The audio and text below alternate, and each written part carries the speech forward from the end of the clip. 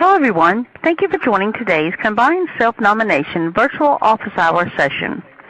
During this session, CMS will answer questions regarding the 2019 MIPS self-nomination process and related tasks. CMS will answer as many questions as allows. Now, I will turn it over to Anastasia Robin, a CMS contractor supporting the Quality Payment Program. Please go ahead. Thank you. As stated, my name is Anastasia Robin. I'm part of the PIMS team assisting CMS with this particular process. In addition, as mentioned, today's session will solely be focused on answering any questions and answers related to the self-nomination and related tasks. So that could be related to self-nomination, the data validation plans, as well as the quality measures and Qcdr measures you intend to self-nominate to participate for. Of course, this process is for entities wishing to self-nominate as either a qualified clinical data registry for 2019 or a qualified registry for 2019. With that being said, when we do answer your questions, or when you do ask the questions, we would like you to advise us if you are intending to self-nominate as a qualified registry or a qualified clinical data registry, or both, to ensure that we are answering the question applicable to the correct vendor type. So we do not have any particular slides addressed at this point in time. However, we will give you those opportunities to ask the question and answer. So if you do have any questions and answers, please go ahead and submit them. I'll go ahead and let the communication support team let you know how to ask those questions via phone or Q&A. All right, so Deirdre, if you can jump to the next slide, great. So we are now going to start this Q&A portion. You can ask questions via chat or phone. To ask a question via phone, please dial 1-877-388-2064 and press star 1. If prompted, provide the conference ID number, which is 638-9926. And please note that we may not be able to answer all the questions submitted via chat. If your question is not answered, please contact the Quality Payment Program Service Center. Thank you. Thank you. With that being said, I know we do have at least one question in the Q&A box. To give folks a moment to follow those directions and submit questions, I do want to just quickly remind folks that on the 2018 resource library of the Quality Payment Program on, of course, the CMS website, there is a zip file for the 2019 self-nomination, and there's a lot of helpful resources in there. So based on the question and answers that are provided on today's call, you may find that those resources in there are beneficial, and they include things like a user guide, a Qcdr measure work group, as well as fact sheets that identify different requirements for participating as a vendor. So with that being said, I will go ahead and jump into reading the first question here. The first question is, we work with Qcdrs that have developed excellent quality measures with strong clinical relevance, addressing a known gap in performance or concept critical to improving quality of care. However, for reasons unrelated to the measures, they have had low participation or utilization of the measure in their registry. This means that in self-nominating for renewal as a Qcdr, there is little to no performance data to submit to support the approval of some measures for 2019. We fear that the measures may be rejected for this reason, and due to this fact, a rejected measure cannot be resubmitted in a subsequent year without substantial changes. Do you recommend that these Qcdrs hold back measures that were provisionally approved from Qcdr nomination process until future years when they have enough data from the registry participants to confidently request approval? This way they potentially have a great measure that isn't lost. Hi, this is Sophia Sugimar from CMS, and I can address that question. So if you don't have performance data for any of your provisionally approved measures that were approved for this past iteration of self-nomination, I would say as you submit that measure with your 2019 self-nom to indicate that, it's helpful to know that, that there was no data because you had no clinicians submitting for that specific measure.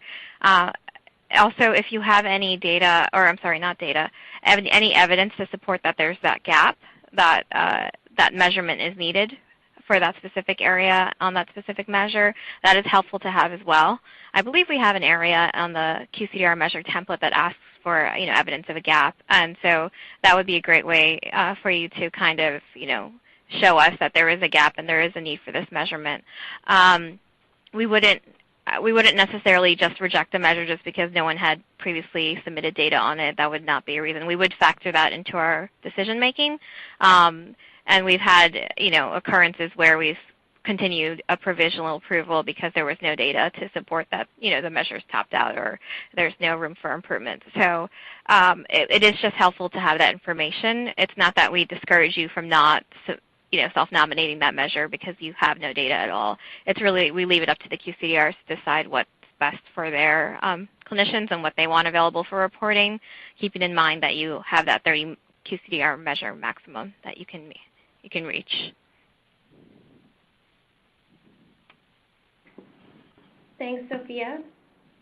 Moving on to the next question. Could you please address what registries are required to fill out on the Simplified Self-Nomination form?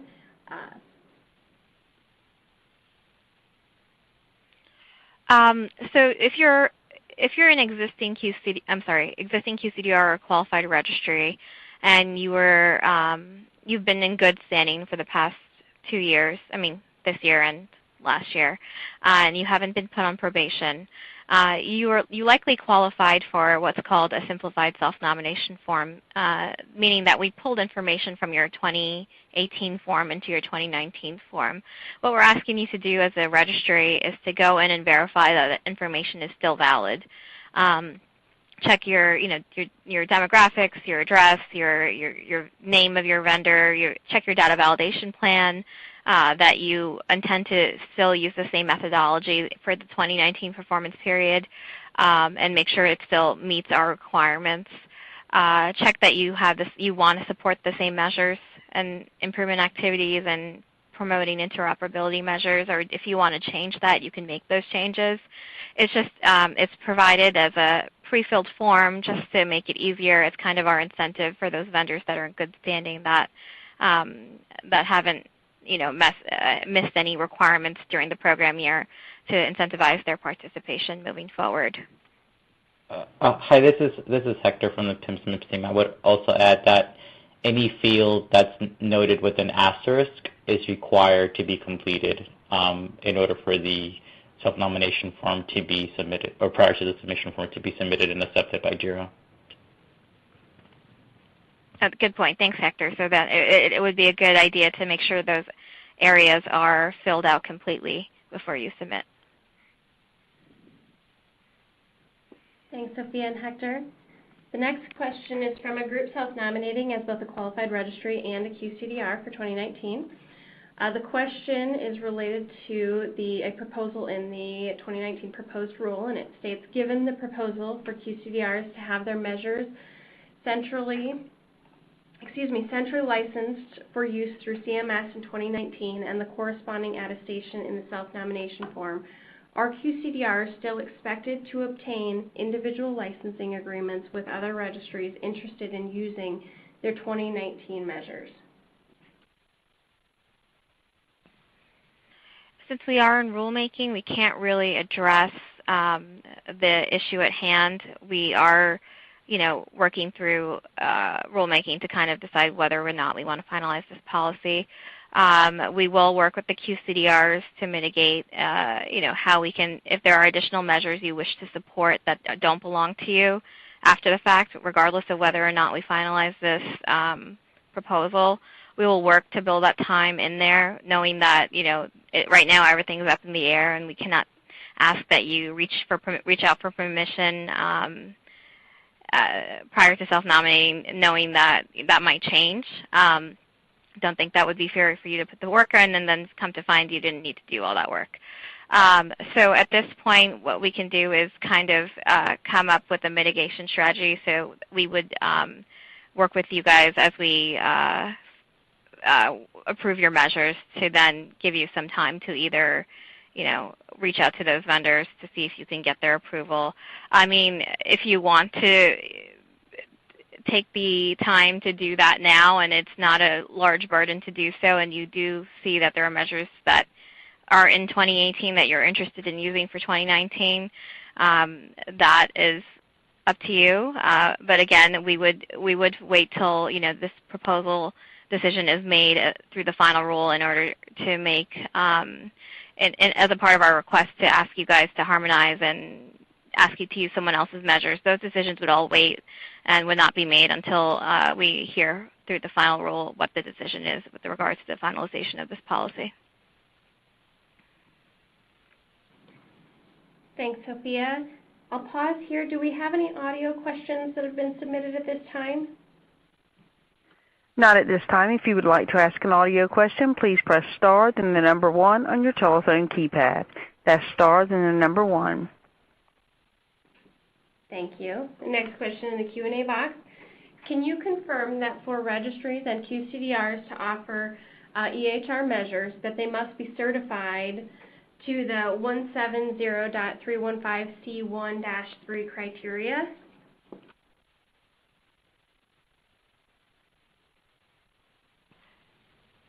That might be a question I have to take back to our ECQM team. The Qcdrs and registries being certified themselves, I don't think that's a requirement. They have to be able to pull from CERT, especially if they want to have those ECQMs qualify for end-to-end reporting and all the bonuses that are available through the MIPS program. I'm not sure, so we'll have to circle back on that specific question. Thanks, Sophia. The next question, excuse me, self-nomination worksheet prompts us for, is there a variance in the measure rate? What is intended by this question? Don't we expect all useful measures to have a variance that is average distance from the mean? Do you mean something different by variance? Sophia, I can take that one.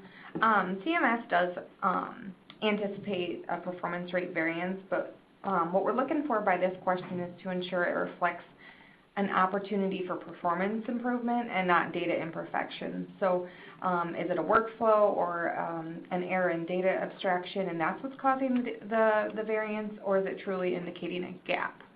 So. Thank you, Jocelyn. Next question. We have a proposed measure that has many pages of ICD-10s to be included. Can we attach this information in a document in addition to the self-nomination form?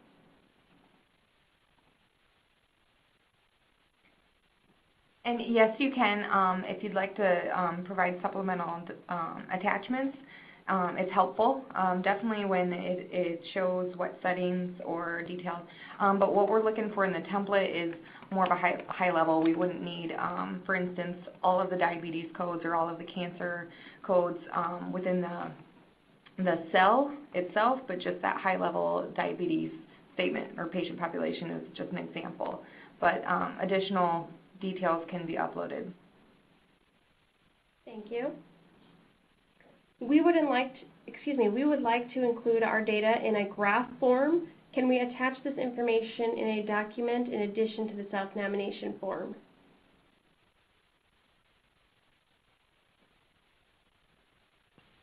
And this is Anastasia. Oh, sorry, go ahead, Sophia. Oh, no, I was going to ask Jocelyn if she had a preference because... Yeah, so I think, I believe the data reflect the performance data in a graph. Yes, any additional supplemental performance data can be uploaded. We would just ask that you indicate that additional information was provided or uploaded to JIRA within the self-nomination template. Just because when we're reviewing the measures, we just need to have a one-stop area to really know where to go to look for the information. As you know, there's quite a few measures that we're reviewing. So if you could just indicate that it's been uploaded, we'll definitely go take a peek at it. Thank you. Next question, we are submitting measures that were approved in 2018 for the 2019 reporting year. However, we are updating the denominator to include a wider patient population. We were advised that because we cannot use the same benchmark from previous years for this measure due to the denominator change, that we should indicate this is a new Qcdr measure instead of an existing Qcdr measure with changes in the spreadsheet. Can I confirm that this is true? Yep, you would definitely, I think we talked to you a couple weeks ago, and you would indicate this is a new measure.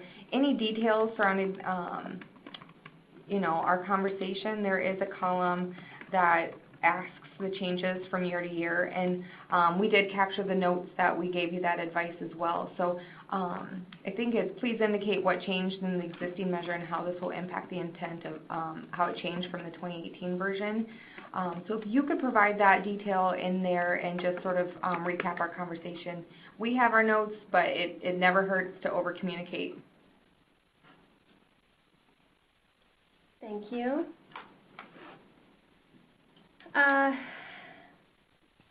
Let's see. The next question, and Sophia, this is related to what you mentioned earlier and a little bit off topic, but somewhat related, so I'll go ahead and read it here. Question, though, is who leads the team of folks reading and reviewing the public comments for the proposed rules, specifically regarding Qcdr licensing? Is it CMS or a CMS contractor that reviews comments made on this section of the proposed rule? We can't comment on who specifically reviews it, but CMS, our policy leads, do read all the comments. Thank you, Sophia. And we are getting down to our last question in the Q&A box, so I just want to prompt everybody that if you did have any questions related to the self-nomination, data validation plan, the JIRA self-nomination, Qcdr measure template, anything to that effect, we'd definitely be happy to address those questions on this call. And so you can certainly use the option that was provided by the communications team to dial in and ask a question that way, or the Q&A box is available. With that being said, I will read the last question here in the Q&A box. The Qcdr measure template asks for current guidelines. Can you define current?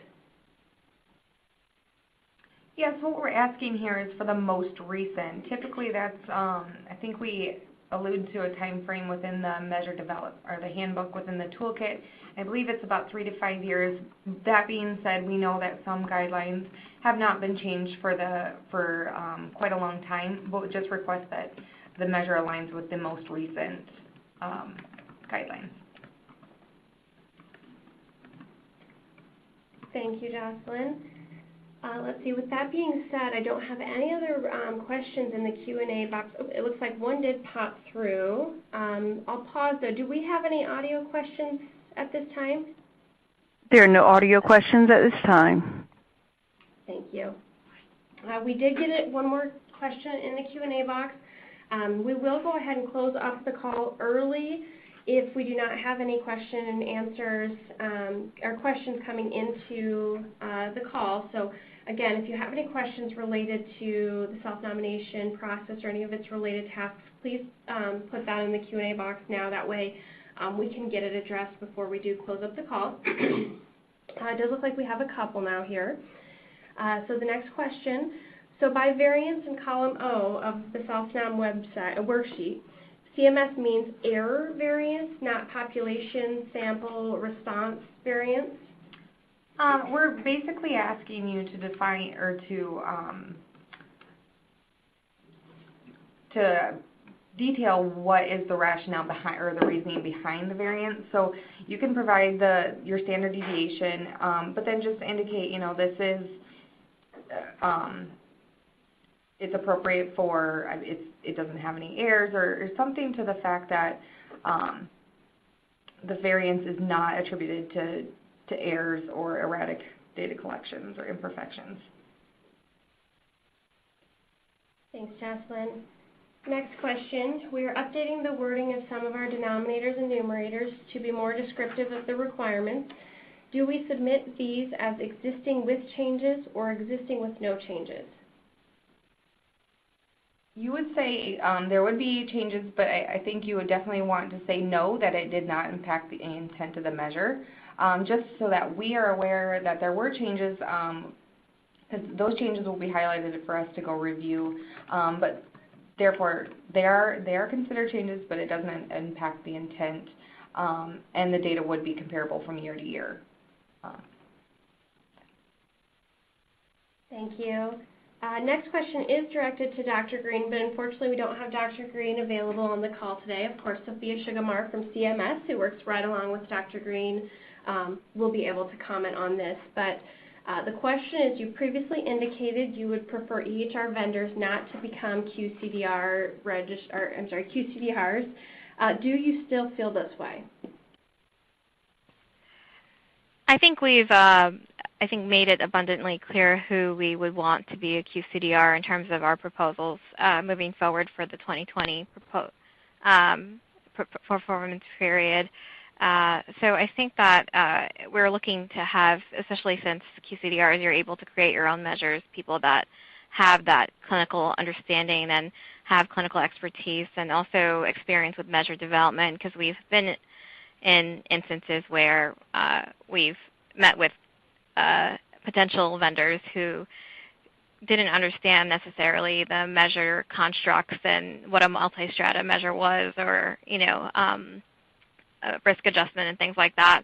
So that is all taken into consideration, and we will, as we review QCDR applications for 2019 and future years, we will be ramping up in terms of what we look for. Thanks, Sophia. It looks like we've got one more question in the box at this time, so this is kind of a last call. If you have any Q&As or questions, please submit them in the Q&A box. And this one is related to the QCDR measure template. I just wanted to note that there are some quirks in that QCDR measure template. So if for some reason you are attempting to populate that QCDR measure template using a Mac, you would find that it's best to update Excel to the 16th version, which is the newest one, as that does eliminate most of those bugs and the permission issues. There's lots of functionality that's built into that Excel to pre-populate certain columns and allow only certain responses in certain fields and whatnot. So if you are using a Mac, we do encourage you to use Excel version 16, and if you're having any issues, definitely feel free to submit a inquiry to the Quality Payment Program Service Center, and our team would be happy to assist you with getting access to that information or assisting you with that. With that being said, I don't have any additional questions in the Q&A box. We'll check one more time for any audio questions. There are no audio questions at this time. Anastasia, let's just give it a few minutes to see if people can think of questions before we drop off. That sounds good. While we're waiting here, I will mention that the communications team did send out a link to the resources that I was referencing earlier in the call. So that zip file that contains the self-nomination user guide, as well as the fact sheets that contain the requirements that you need to meet to be able to participate as a qualified registry or a QCDR. In addition to that, there's other resources like a QCDR measure work group and a QCDR measure handbook that's out there. So a lot of helpful resources that are posted.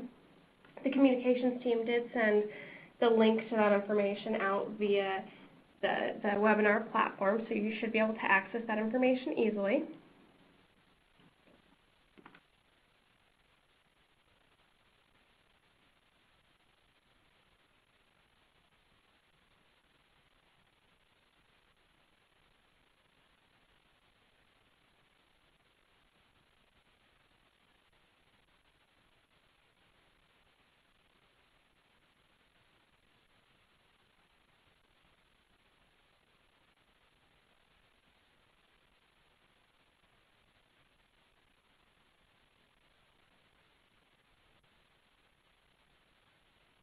There are no additional audio questions at this time. Thank you. And I don't see any coming in the Q&A box either. We'll do a last call. If you do have any questions related to the self-nomination for 2019 as a qualified registrar or Qcdr, please enter them in the Q&A box at this time or follow the instructions previously provided to ask a question over the phone.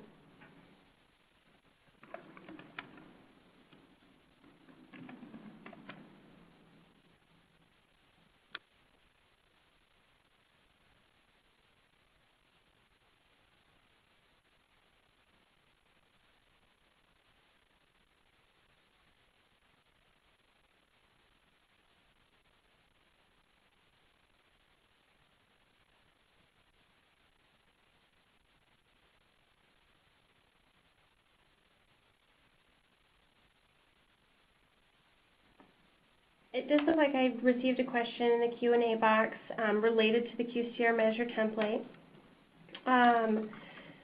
The question indicates that the measure template is, well, and I guess it looks like this is more of a comment, I should say. The measure template is locked, but things like widening columns and wrapping text would be very helpful. So just a comment for that. We did lock down the template this year in an effort to ensure that we're getting the correct information that we need. In receiving 1,400 measures plus last year, it's extremely helpful when we receive that quantity of submissions that we have standardized language for certain things, for certain fields, and so that's the new template will provide drop downs and things like that. But we will take this comment to note for future years.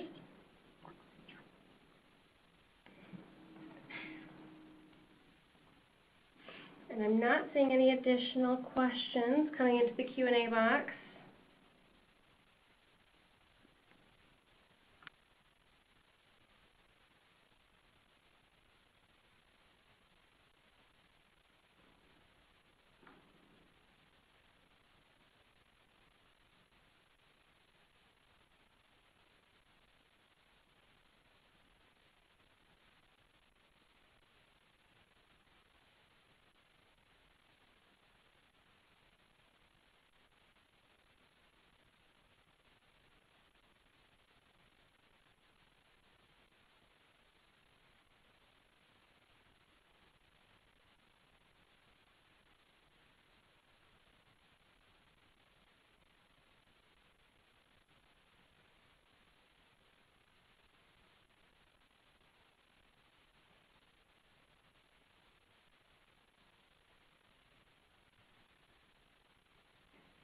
Sophia, I still don't see any new question and answers coming in the Q&A box.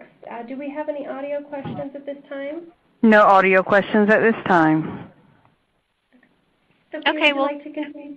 Oops. We'll get, Go ahead. no, sorry about that. We'll give it till 1:35 p.m. Eastern Time, and then we can drop off if no one else has questions. Sounds great. Thanks, Sophia.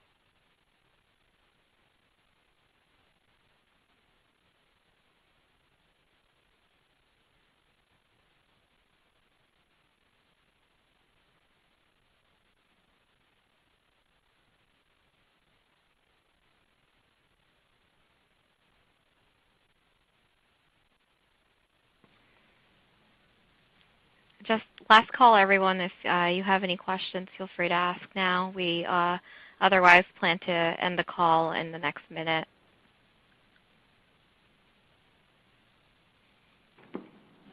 Thanks, Sophia. And if for some reason, of course, any questions come up after this call has ended, of course, you're more than welcome to submit those questions to the Quality Payment Program Service Center. I'll have the communications team send out the contact information to the Service Center just in case anybody doesn't have that. And we'd be happy to address your calls that way.